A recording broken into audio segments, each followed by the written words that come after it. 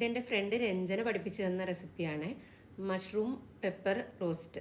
ഇതിനു വേണ്ടിയിട്ട് വെളിച്ചെണ്ണയിലേക്ക് നീളത്തിലരിഞ്ഞ ഇഞ്ചി, വെളുത്തുള്ളി ഇതൊന്നിട്ട് മൂപ്പിക്കണം. മൂപ്പിച്ച ശേഷം ഒരു വലിയ സവാള അതും നീളത്തിലരിഞ്ഞത് അതിലേക്ക് ഇട്ട് മൂപ്പിക്കണം.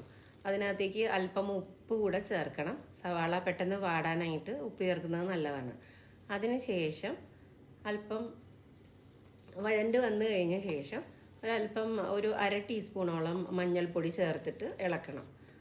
മഞ്ഞൾപ്പൊടി ചേർത്ത് അതൊന്ന് മൂത്ത ശേഷം അരിഞ്ഞു വെച്ചിരിക്കുന്ന മഷ്റൂം, കുറച്ച് ഒരു വലിപ്പത്തിൽ വേണം അരിയാനായിട്ട് മഷ്റൂം, അതുകൂടെ ചേർത്തിട്ട് ഇളക്കണം. പിന്നെ ബെൽ പെപ്പർ, ക്യാപ്സിക്കം അതും ഇതേപോലെ അരിഞ്ഞത് അതിലേക്ക് ചേർത്ത് വഴറ്റണം. എന്നിട്ട് എല്ലാം കൂടെ ഒന്ന് യോജിപ്പിക്കണം.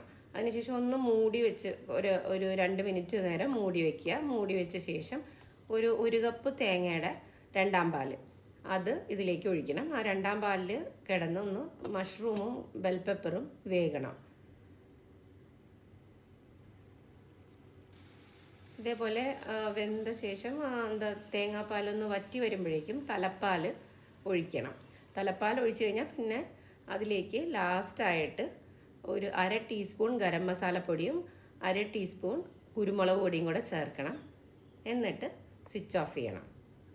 Mushroom bell pepper roast ready.